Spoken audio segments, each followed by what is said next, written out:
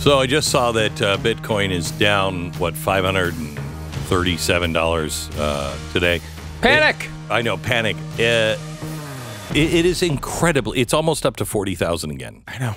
It's like $38,000 or $37,000 now per Bitcoin. Legitimately incredible, considering there's been a slew of bad news over the past year. People may know Sam Bankman-Fried. Yeah. There was a big ByteDance thing that happened last week. But you also have the government saying, we're never going to do that. We're gonna introduce our own Fed coin. Yeah, Elizabeth Warren is not on board. So if Elizabeth Warren is on board, should you be? I mean, shouldn't you agree with whatever Elizabeth Warren says? She's not on board for. She's not a big fan of the Bitcoin. Oh, she's not for the CBDCs. Oh, of course I'm sure she'd be fine with that. Yeah, but does not want Bitcoin. No, this is decentralized. They don't have control of it, so of course people don't like it. But it is interesting to see. I mean, this is a big part of what the Argentinian, the new guy Milei down there. Yeah. He's a big Bitcoin guy. There's a lot of the candidates are pretty good on this topic as well, including even, I have to say, RFK Jr. is good on this, who I'm not a fan of. Ramaswamy is big on this. DeSantis has been really good on the central bank digital currency. I mean, people are like, why is he even talking about this? A year ago. Well, I think we've seen how important it is. And let me show you, because I want to put together a show next year on CBDC and show what it really is. Let me just show you a couple of things I found here recently. Cut 11. This is a Dutch political commentator on central bank digital currencies, because this is happening all over the Western world. Listen. If we accept the fact that a QR code grants us access to society, what makes you think that they won't link that to anything else except for your vaccination status? What if that green screen on your phone that grants you access to society turns red the moment you take a flight too many? Or you eat meat too much? Or you didn't recycle your plastic yesterday? How dare you? What if that green screen on your phone that is linked to your digital wallet that's filled with nothing more but, I'm going to say it, central bank digital currencies will turn red the moment you say something that the government classifies as hate speech? What if they can turn off your life at the push of one button? If they can do it in China, they can do it here. Ladies and gentlemen, freedom that is limited to those who do and say exactly what the government wants them to do and say is no freedom. It's imprisonment dressed up as freedom. And we need to see it for what it is. If we want to turn this around, that is. We need to wake up. We need to speak up. We need to say no, draw a line, and disobey these laws.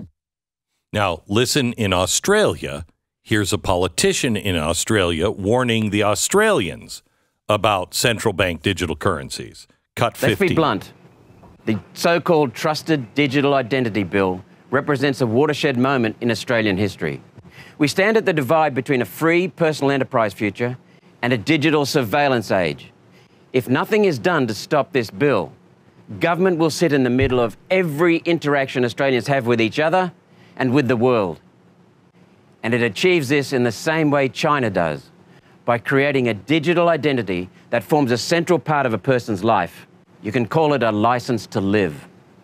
What began with COVID contact tracing, vaccine passports, and QR check-ins will soon be formalised by an inescapable digital identity. It signals the complete end of consumer privacy, the end of citizen anonymity, and the beginning of a big brother digital age that treats the people of Australia as products rather than free human beings. The government intends to build a complete digital record of every Australian to be shared and used.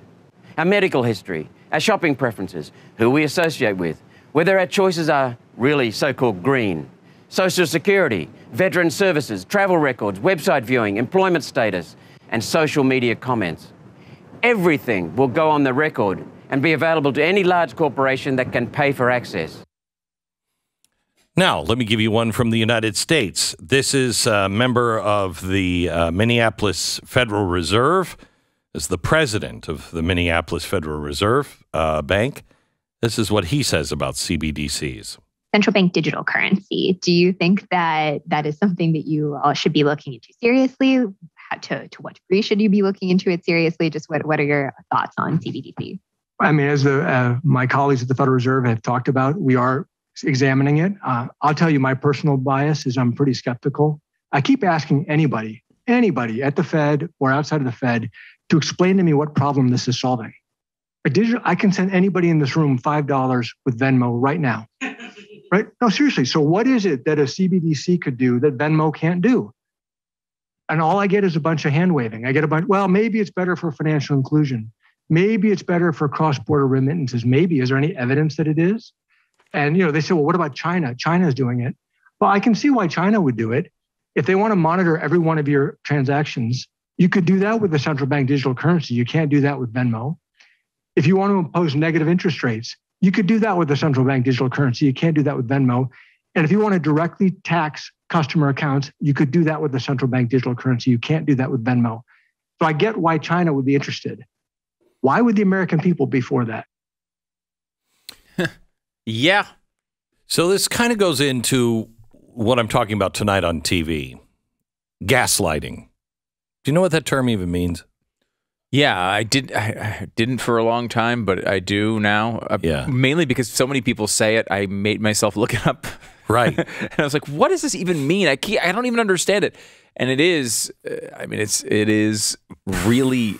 seemingly really is going on. Oh, my God. I'm going to prove it to you tonight. First of all, I'm starting the show tonight, going back to the 1940s and showing you where you're being gaslit. They're gaslighting you. Where that term came from, what it meant. It's important context because the polls are in. The two issues Americans are most concerned about right now. Number one, the economy. Number two, immigration. And the gaslighting on these two issues from the Biden administration and the media it's crazy. It is crazy town, bonkers. We're being lied to about the state of the economy. We're being lied to about what's really happening at the border. Tonight, I'm going to show you the real numbers. And they're a little shocking. They're a little shocking. Don't miss tonight's Wednesday night special, 9 p.m. Eastern on Blaze TV, then 9:30 Eastern on my YouTube channel, youtube.com/Glenn Beck. Are we still running the Blaze TV cyber that was just on Monday? You can join us now, and you'll save $20 with the promo code Glenn at blazetv.com/Glenn, blazetv.com/Glenn. We'll see you tonight at 9 p.m.